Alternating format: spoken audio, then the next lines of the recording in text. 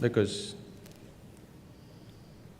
I think the main reason why every human being is not a natural seeker is they have not realized the immensity of I do not know.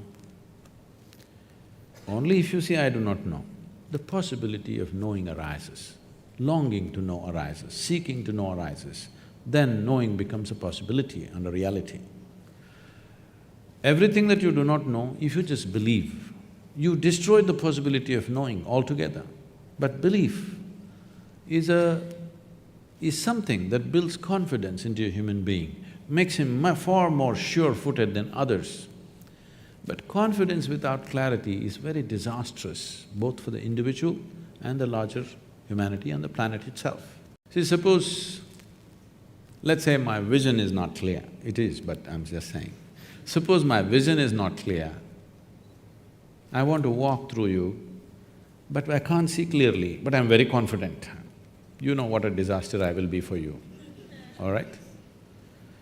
If I understand my vision is not clear and I don't have this foolish idea of confidence, then I will walk gently.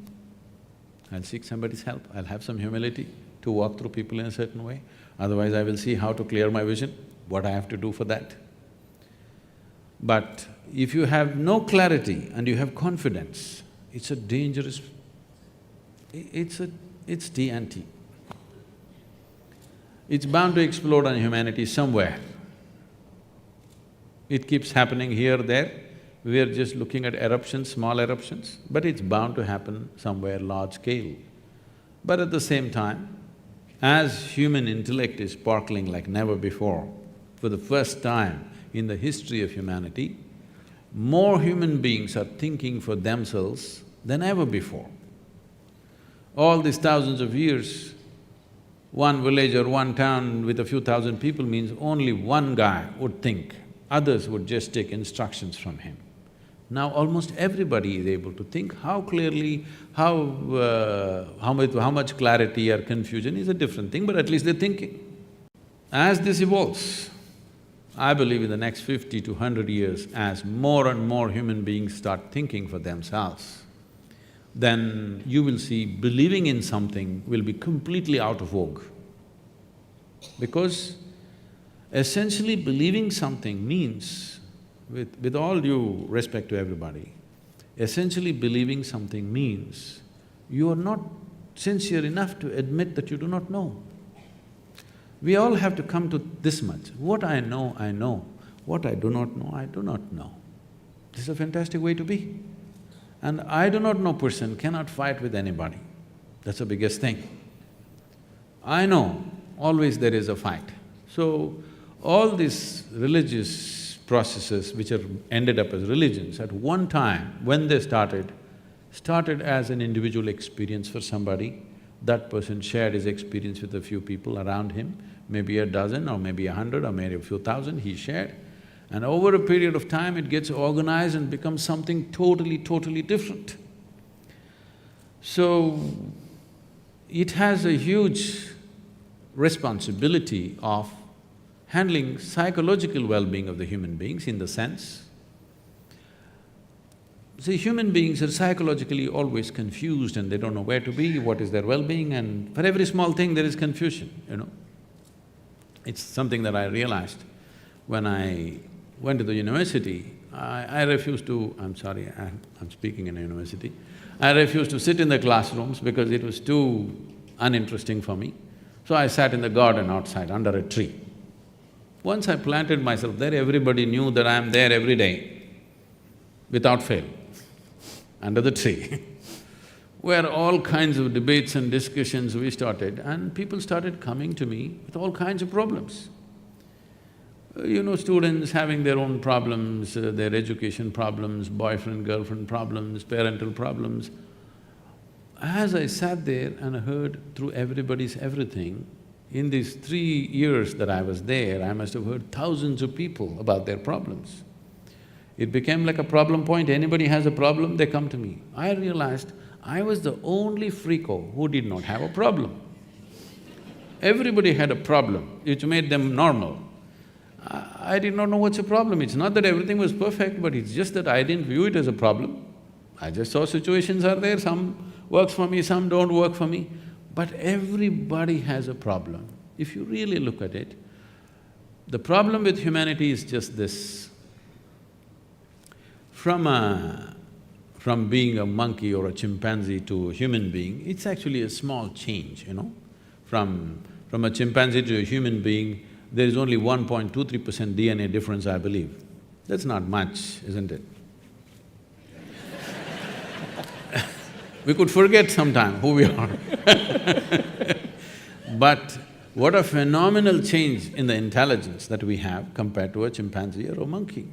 So the problem is just this, we have a intellect which is sharp and we don't know how to hold it. Whichever way we touch it, it cuts us. All the suffering, human suffering on the planet is manufactured in their own mind. From outside, how much suffering is happening to you, tell me? Nothing much, it's all generated, it's all self-help. This is because this evolutionary process has happened so rapidly. As Charles Darwin went about describing, a goat became a giraffe, it took many million years, a pig became an elephant, many million years. But from monkey to man, it happened rather quickly, to a point where people think there is a missing link somewhere, okay? So quickly that we have still not gotten used to this intelligence. We are struggling as to how to manage this intelligence, and this intelligence is the basis of people's suffering. If you remove half the brain, most of them will be peaceful. Yes or no?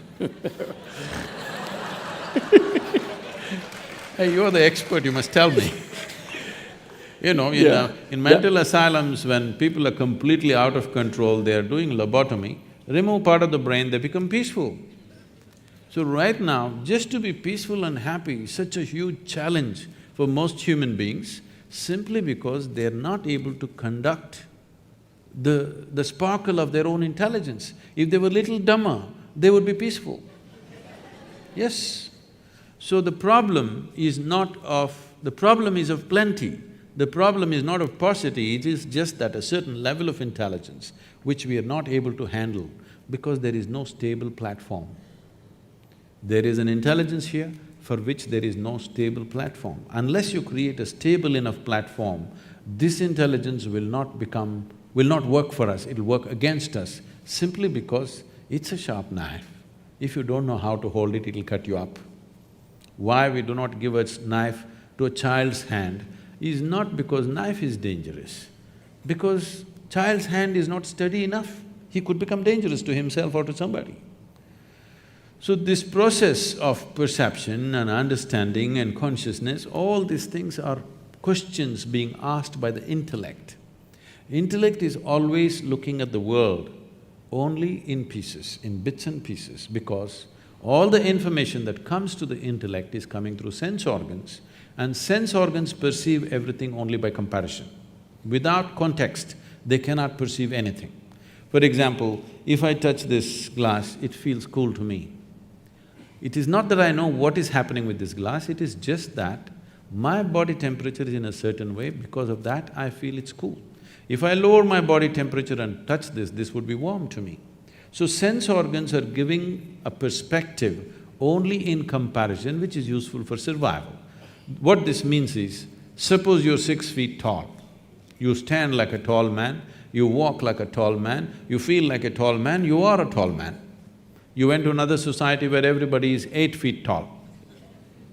Suddenly you stand like a short man, walk like a short man, feel like a short man, you are a short man. So I'm saying this perspective of knowing everything by comparison is only useful for survival process. Now that science in its essence is interested in knowing, not about enslaving the world. How to use it is not the question. How to know this is just an intrigue that from nowhere we just pop up and full-scale drama, and suddenly we pop out and don't know what.